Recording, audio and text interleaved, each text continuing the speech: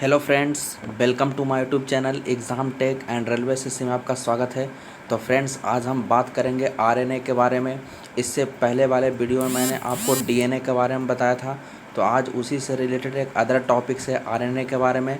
तो आज हम इसके पूरे हिस्ट्री के बारे में जानेंगे फ्रेंड्स कि आरएनए क्या है, आरएनए का स्ट्रक्चर क्या है, आरएनए कितने प्रकार के होते हैं, आरएनए में कौन कौन से क्षार पाए जाते हैं। तो उन सभी चीज़ों के बारे में आज हम इस वीडियो में आपको कंसेप्ट के ज़रिए बहुत सारे कुछ बताएंगे। ठीक है फ्रेंड्स, तो आज का वीडियो स्टार्ट करने से पहले आप हमारे चैनल को सब्सक्राइब कर दें, लाइक करें, कमेंट करें और अपने दोस्तों को व्हाट्सएप ग्रुप पर शेयर कर दें फ्रेंड्स। और बगल में बेल आइकन का निशान होगा, उसे भी आप प्रेस कर दें ताकि आपको वीडियो का नोटिफिकेशन समय समय पर मिल सके। तो फ्रेंड्स, बढ़ते हैं आगे। क्या है आरएनए? तो सबसे पहले आपको ये ख्याल रखना है फ्रेंड्स कि आरएनए का जो फुल फॉर्म जो होता है फ्रेंड्स, वो होता है राइबो न्यूक्लिक एसिड। ठीक है, यहाँ नाम आपका लिखा भी हुआ है। ठीक है, आरएनए बहुत बार ये आपको एग्ज़ाम में पूछा हुआ क्वेश्चन है कि आरएनए का फुल फॉर्म क्या होता है। तो राइबो न्यूक्लिक एसिड। देखिए फ्रेंड्स, बगल में एक फिगर को दिखाया गया है। तो ये जो फिगर आपको दिख रहा है, ठीक है, ये फिगर जो है ये आरएनए का फिगर है। ठीक है, तो इस फिगर के बारे में आपको बाद में बताऊंगा। फ़िलहाल आप एक बार नाम इसको देख लें। ठीक है, देखिए बगल में क्या लिखा हुआ है, एडिनिन, गुआनिन, साइटोसिन, यूरेसिल। ठीक है, यूरेसिल, इन सभी के बारे में आपको बताऊंगा फ्रेंड्स। फ़िलहाल पहले आगे बढ़ते हैं। पहले एक चीज़ याद रखिएगा फ्रेंड्स कि आरएनए होता क्या है। तो आपको याद रखना है कि आरएनए जो होता है फ्रेंड्स, वो एक आनुवांशिक पदार्थ है। ठीक है, अब ये आनुवांशिक किसे कहते हैं? तो मैंने आपको आनुवांशिक का मतलब बहुत बार आपको डीएनए चैप्टर में बताया हूँ फ्रेंड्स कि आरएनए क्या होता है। तो आरएनए एक आनुवांशिक पदार्थ होता है फ्रेंड्स। जैसे डीएनए आपका क्या करता है, डीएनए माता पिता के गुणों को संतानों में ले जाता है। ठीक है, तो ठीक उसी तरीक़ा से आरएनए भी होता है। ठीक है, तो ये एक पॉइंट आपको ख्याल रखना है कि आरएनए क्या है, आनुवांशिक पदार्थ है। ठीक है, इस पॉइंट को आप ध्यान में रखिएगा। नेक्स्ट आगे पॉइंट बढ़ते हैं। आगे क्या ध्यान दीजिए, नेक्स्ट पॉइंट आपको ध्यान रखना है फ्रेंड्स कि डीएनए का निर्माण आरएनए के रासायनिक समीकरण के द्वारा होता है। मतलब कहने का मतलब ये हो गया फ्रेंड्स कि अगर डीएनए जो बना है, ठीक है, डीएनए जो बना है तो वो किससे बना है? तो वो आपका बना है आरएनए से। ठीक है, आरएनए के रासायनिक समीकरण रूपांतरण से ही डीएनए का निर्माण हुआ है। यानी पहले आरएनए, तब उसके बाद डीएनए। तो डीएनए का निर्माण कैसे हुआ है? तो आरएनए के रासायनिक समीकरण से डीएनए का निर्माण हुआ है। ठीक है फ्रेंड्स, तो इसे आप ध्यान में रखिएगा। नेक्स्ट पॉइंट आगे बढ़ते हैं। देखिए अगला पॉइंट कहता है, अच्छा फ्रेंड्स, आपने नाम सुना होगा HIV वायरस के बारे में। ठीक है, एक सेकंड, थोड़ा सा रुकिएगा, एक सेकंड फ्रेंड्स, थोड़ा सा ठीक है, तो आपने नाम सुना है HIV मतलब ह्यूमन इम्यून, ठीक है, human immune virus. HIV virus हो गया फ्रेंड्स। आपने इन्फ्लुएंजा का नाम सुना होगा। ठीक है, इन्फ्लुएंजा। ठीक है, आपने नाम सुना होगा पोलियोमाइलिटिस का, पोलियो के बारे में। ठीक है, पोलियो के बारे में आपने सुना होगा। आपने नाम सुना होगा TMV के बारे में, टोबैको मोज़ाइक वायरस। ठीक है, तो HIV, इन्फ्लुएंजा, पोलियोमिलाइटिस, TMV में आरएनए ही आनुवांशिक पदार्थ का कार्य करता है। ठीक है फ्रेंड्स, तो इसमें आनुवांशिक पदार्थ का काम कौन करेगा? तो आरएनए करता है, याद रखिएगा। ठीक है, तो जैसे जिस तरीक़े से डीएनए जो होता है फ्रेंड्स, डीएनए हम लोगों का आनुवांशिक पदार्थ होता है, ठीक उसी प्रकार से HIV हो, इन्फ्लुएंजा हो, पोलियो हो, TMV हो, तो इन सभी में आपका आनुवांशिक पदार्थ कौन होता है? तो आपका आरएनए होता है। ठीक है, ठीक है फ्रेंड्स, आगे बढ़ते हैं। नेक्स्ट अगला पॉइंट ध्यान दीजिए। नेक्स्ट पॉइंट ये कहता है फ्रेंड्स, नेक्स्ट पॉइंट क्या कहता है? देखिए फ्रेंड्स, आपने बैक्टीरियोफेज का नाम सुना है। मैंने आपको बैक्टीरियोफेज के बारे में भी पढ़ा चुका हूँ मैं फ्रेंड्स। ठीक है, बैक्टीरियोफेज। ठीक है, कौन फेज? बैक्टीरियोफेज। इसके बारे में कहा जाता है फ्रेंड्स, बैक्टीरियोफेज के बारे में, कि बैक्टीरियोफेज विषाणु में आरएनए आनुवांशिक पदार्थ होता है। सबसे पहले आप ये ध्यान रखिए कि बैक्टीरियोफेज क्या है। तो बैक्टीरियोफेज एक प्रकार का क्या है, वायरस है। और इसमें आनुवांशिक पदार्थ कौन होता है? इसमें आपका आनुवांशिक पदार्थ रहेगा RNA। ए होता है, ठीक है। तो याद रखिएगा ये क्वेश्चन आपको आगे पूछने की संभावना है कि बैक्टीरियोफेज नामक वायरस में आरएनए क्या होता है, आनुवांशिक पदार्थ होता है। ऐसे तो फ्रेंड्स बैक्टीरियोफेज बहुत तरह के होते हैं, जैसे मैं आपको कुछ बैक्टीरियोफेज का नाम भी बताता हूँ। जैसे आप ध्यान दीजिए, जैसे आपका आई टू बैक्टीरियोफेज, MS2, ठीक है, MS2 बैक्टीरियोफेज आपका बहुत तरह का है फ्रेंड्स। एक R17 है, ठीक है, R17 बहुत तरह का है फ्रेंड्स, ठीक है, बहुत तरह का आपका बैक्टीरियोफेज होता है, ठीक है।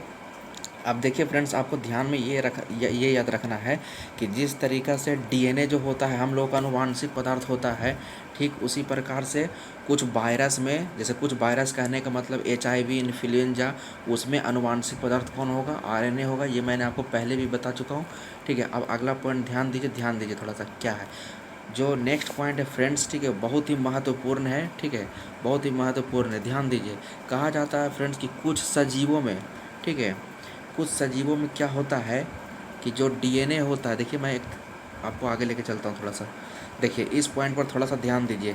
ये जो आपको इतना जो लिखा हुआ है, ठीक है, कुछ जीवों में क्या होता है फ्रेंड्स, कुछ जीवों में जो डीएनए जो होता है, डीएनए, ठीक है, डीएनए से बनता है आरएनए, ठीक है, क्या बनता है, डीएनए से बनता है क्या चीज़, आरएनए बनता है, ठीक है। तो इस प्रक्रिया को बोलते हैं ट्रांसक्रिप्शन।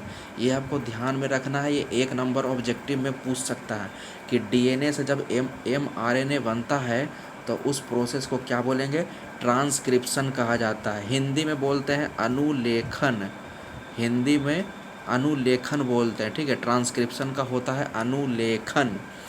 और उसके बाद जब mRNA से प्रोटीन बनता है तब उसे कहा जाता है ट्रांसलेशन। ट्रांसलेशन का यहाँ पर हिंदी हो गया रूपांतरण, ठीक है, या अनुवाद भी आप बोल सकते हो, ठीक है, रूपांतरण, ठीक है। तो mRNA से जब बनेगा प्रोटीन तो उस प्रोसेस को क्या बोलेंगे, ट्रांसलेशन कहा जाता है। तो ऐसे कुछ जीवों में होता है, ठीक है। तो जीवों में इस तरीक़ा से प्रोसेस होता है फ्रेंड्स, डीएनए से mRNA और mRNA से फिर प्रोटीन बन जाता है। नेक्स्ट आगे देखिए, नेक्स्ट पॉइंट देखिए, इस पॉइंट के बारे में थोड़ा सा ध्यान दीजिए। मैंने आपको क्या बोला हूँ, देखिए वायरस, अब वायरस में भी कैसे कैसे फॉर्मेशन होता है फ्रेंड्स, तो उस चीज़ के बारे में आपको थोड़ा सा समझना है, वायरस के बारे में, ठीक है। मैं आपको सजीव के बारे में बता नहीं रहा, यहाँ पर वायरस के बारे में मैं आपको बता रहा हूँ। तो वायरस में क्या होता है, ध्यान दीजिए, यहाँ जो आरएनए होता है वायरस में, ठीक है, आरएनए से क्या बनता है, डीएनए बनता है, ठीक है, आरएनए से क्या बनेगा, डीएनए। तो इस प्रोसेस को कहा जाता है रिवर्स ट्रांसक्रिप्शन कहा जाता है। याद रखिएगा, वायरस में क्या होता है कि आपका आरएनए से बन जाता है डीएनए। तो इस प्रोसेस को क्या नाम देंगे, तो इस प्रोसेस का नाम होता है रिवर्स ट्रांसक्रिप्शन। और ये किस एंजाइम की सहायता से होता है, तो रिवर्स ट्रांसक्रिप्टेज एंजाइम, ठीक है, रिवर्स ट्रांसक्रिप्टेज एंजाइम की सहायता से ऐसा होता है, ठीक है। उसके बाद आपका डीएनए से बनता है mRNA, जैसे कि मैंने आपको पहले भी बताया फ्रेंड्स, जो कि जीवों में था जैसे, ठीक है। तो डीएनए से बनता है mRNA, तो इसको क्या कहा जाता है, ट्रांसक्रिप्शन, मैं अभी बता चुका हूँ थोड़ा देर पहले, ठीक है। और उसके बाद mRNA से क्या बनता है, प्रोटीन बनता है, ठीक है। तो उसे क्या कहा जाता है, ट्रांसलेशन, ये अभी अभी मैंने आपको बता चुका हूँ। तो इस चीज़ को आप ध्यान रखिएगा फ्रेंड्स, ये आपका एग्ज़ाम में पूछता है, ठीक है। ये खासकर एग्ज़ाम में ये पॉइंट याद रखिएगा, ट्रांसक्रिप्शन क्या है, ट्रांसलेशन किसको कहते हैं, तो ये चीज़ को आप ध्यान में रखिएगा, ये आपका एग्ज़ाम में पूछता है, ठीक है। इसे आप VVI रखिएगा, ठीक है। ये कभी भी 1 नंबर या ऑब्जेक्टिव में आपको पूछ सकता है, ठीक है। तो नेक्स्ट बढ़ते हैं, अगला नेक्स्ट पॉइंट क्या है, देखिए यहाँ पर क्या है, टाइप्स ऑफ आरएनए। तो एक होता है जेनेटिक्स और एक होता है नॉन जेनेटिक्स, ठीक है, एक जेनेटिक्स और एक नॉन जेनेटिक्स। तो देखिए फ्रेंड्स, नॉन जेनेटिक्स के अंतर्गत आपका 3 तरह का होता है। कौन कौन होता है, तो rRNA, ठीक है, ठीक है, यहाँ पर क्या होता है, rRNA, थोड़ा सा छूटा हुआ है, 1 सेकंड, यहाँ पर थोड़ा सा ध्यान दीजिए फ्रेंड्स, यहाँ पर कुछ छूटा हुआ है, यहाँ पर mRNA होगा, ठीक है, mRNA हो गया, यानी मैसेंजर आरएनए कहा जाता है, फुल डिस्क्रिप्टिव उसका नाम है, ठीक है। फिर उसके बाद हो गया rRNA, जिसे कहा जाता है राइबोसोमल आरएनए कहा जाता है, ठीक है। और लास्ट हो गया आपका tRNA, यानी ट्रांसफ़र आरएनए। अब यही 3 के बारे में हमें जानकारी हासिल करना है। इसके अलावा फ्रेंड्स और भी आरएनए होता है, और भी दूसरे प्रकार के होते हैं, जैसे मैं आपको बताता हूँ, कुछ है, जैसे ध्यान दीजिए, जैसे और भी बहुत तरह के होता है, जैसे हो गया, जीआरएनए जिसे हम गाइड बोलते हैं, ठीक है, गाइड आरएनए भी, ठीक है, ये भी एक प्रकार का होता है फ्रेंड्स, ठीक है। उसके बाद एसएनओआरएनए, ठीक है, इसे बोलते हैं स्मॉल करके इसका नाम होता है, ठीक है, स्मॉल न्यूक्लियर, ठीक है, समझ लीजिएगा, न्यूक्लियर लिखा हुआ, न्यूक्लियर आरएनए। और भी होता, बहुत तरह का होता है फ्रेंड्स, ठीक है, ठीक है फ्रेंड्स। और एक है आपका mRNA जिसे कहा जाता है माइक्रो आरएनए। तो इस प्रकार के बहुत सारे आरएनए होता है, लेकिन आपका 3 प्रकार का जो है वो मेन है फ्रेंड्स, mRNA, rRNA और एक tRNA। ये सब मेन है फ्रेंड्स, ठीक है, मुख्य हैं, बाकी ये सब भी होता है, ठीक है, तो आप ध्यान में रखिएगा। अब यहाँ पर पहले हम पढ़ेंगे mRNA के बारे में, ठीक है, कि mRNA क्या होता है, तो उसके बारे में ध्यान दीजिए, mRNA के बारे में, ठीक है। देखिए फ्रेंड, जितना ज़रूरत है उतना ही पढ़ाऊँगा, जितना एग्ज़ाम में पूछेगा उससे ज़्यादा पूछेगा नहीं, जितना पढ़ाऊँगा उतना ही एग्ज़ाम में पूछेगा। ऐसे तो डिटेल्स आपका बहुत है, ठीक है, आपका डिटेल्स तो बहुत डिटेल्स जा सकता है, लेकिन जितना एग्ज़ाम में पूछेगा उतना ही ध्यान दीजिए, ठीक है। तो बढ़ते हैं पहले किसके बारे में, mRNA के बारे में, ठीक है, mRNA, ठीक है। चलिए बढ़ते हैं इसके बारे में, ध्यान दीजिए। तो आगे ध्यान दीजिए फ्रेंड्स, mRNA के बारे में सबसे पहले आपको ध्यान में ये याद रखना है कि mRNA जो वर्ड जो है फ्रेंड, जो शब्द है, वो किसने दिया था, तो जैकोब और मोनाड, ये वैज्ञानिक का नाम है फ्रेंड, जैकोब और मोनाड, ये आपको ध्यान में रखना है, ठीक है। चलिए नेक्स्ट पॉइंट आगे क्या कहता है, आगे कहता है फ्रेंड्स कि डीएनए से mRNA बनने में केवल एक रज्जु भाग लेता है। यानी कहने का मतलब ये हो गया कि डीएनए से क्या बनता है, mRNA बनता है, ठीक है। चलिए ध्यान दीजिए, तो आपका डीएनए से आरएनए बनने में केवल एक रज्जु ही भाग लेता है, ठीक है। यहाँ पर आपको समझना ये रज्जु क्या होता है, ठीक है, मैं आपको समझाता हूँ रज्जु क्या होता है, ध्यान दीजिए। आप आगे अगला पॉइंट्स ये ख्याल रखिएगा कि mRNA, देखिए फ्रेंड्स, अब यहाँ पर मैं आपको बता रहा हूँ कि mRNA कैसा होता है, लंबा होता है, धागे नुमाकार, ठीक है, धागे नुमाकार होता है, ये ध्यान में रखिएगा। और एक रज्जु होता है फ्रेंड्स, यहाँ पर एक रज्जु कहने का मतलब इसका जो आपका जो ये इसका फिगर मैं आपको दिखाता हूँ, यहाँ पर ध्यान दीजिए। एक रज्जु कहने का मतलब कुछ इस तरीक़ा से, ठीक है, एक रज्जु कहने का मतलब कुछ इस तरीक़ा से होता है फ्रेंड्स, ठीक है, एक रज्जु यही होता है। और कहा जाता है जो ये एक रज्जु जो होता है, ठीक है, इसका एक सिरा जो होता है 5 प्राइम होता है, नाम है फ्रेंड्स, ठीक है। इसका जो एक सिरा जो होता है 5 प्राइम और दूसरा सिरा जो होता है वो 3 प्राइम, ये ध्यान में रखिएगा, ठीक है। मतलब आरएनए का संरचना ऐसा ही होता है। और डीएनए का संरचना कहेगा तो डीएनए का संरचना क्या होता था, द्विकुंडलित, लेकिन आपका आरएनए का संरचना जो होता है वो एक कुंडलित होता है, मतलब एक रज्जु होता है, ठीक है। सिर्फ एक रस्सी होगा, एक रस्सी की तरह आप समझ लीजिए, ठीक है, जिसका जो एक सिरा जो होता है वो 5 प्राइम होता है और दूसरा सिरा क्या होता है 3 प्राइम होता है। तो ये आपको ध्यान में रखना है, ठीक है फ्रेंड्स, ठीक है। आगे बढ़ते हैं, आगे कुछ और भी पॉइंट्स है। आगे कहा जाता है फ्रेंड्स कि इसका आणविक भार, ठीक है, जो mRNA जो इसका आणविक भार जो होता है mRNA का, ठीक है, वो कितना होता है, तब वो होता है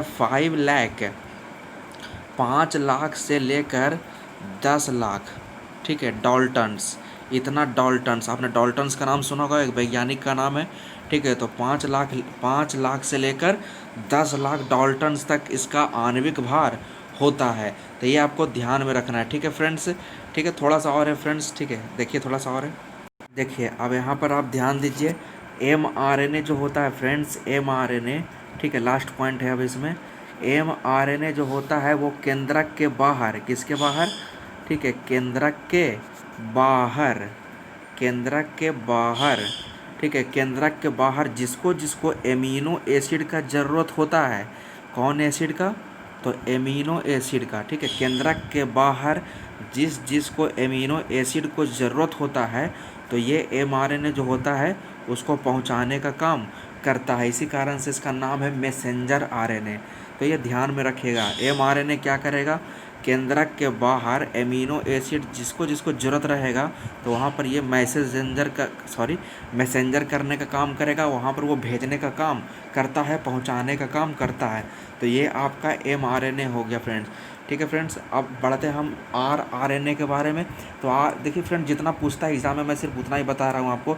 है तो बहुत सारा डिस्क्रिप्टिव आपको पूरा पढ़ने के लिए, ठीक है। एक तरीक़े से इंटर में जिस तरीक़े से आपने पढ़ा होगा तो उस तरीक़े से भी होगा, ठीक है। तो mRNA से ज़्यादा थोड़ा क्वेश्चन पूछता है, तो मैं mRNA के बारे में थोड़ा सा ज़्यादा बता दिया हूँ, ठीक है। चलिए अब आगे, ठीक है फ्रेंड्स, अब RNA में क्या कहता है, तो बस एक पॉइंट्स इसमें ख्याल रखिएगा, एक पॉइंट इसमें ख्याल रखना है।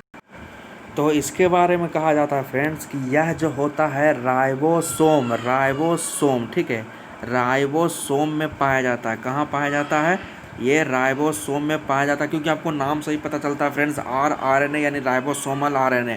तो ये कहाँ पाया जाएगा, राइबोसोम में पाया जाता है, ठीक है। तो ध्यान में रख, ठीक है फ्रेंड्स, तो राइबोसोम में पाया जाता है। और एक पॉइंट और ख्याल रखना है, यह प्रोटीन से बनता है। आपको तो पता ही है कि यह किससे बनता है, तो यह प्रोटीन से बनता है, ठीक है। तो आपको याद रखना है किससे बनेगा, तो प्रोटीन से बनता है, ये आपको ध्यान में रखना है फ्रेंड्स, ठीक है। अब आगे लास्ट बढ़ते हैं tRNA के बारे में, ठीक है। tRNA क्या है, ध्यान दीजिए tRNA के बारे में। तो tRNA के बारे में कहा जाता है फ्रेंड्स कि एमिनो एसिड पर राइबोसोम को ये पहुंचाता है, ठीक है। ठीक है, एमिनो एसिड पर राइबोसोम को पहुंचाता है, ठीक है।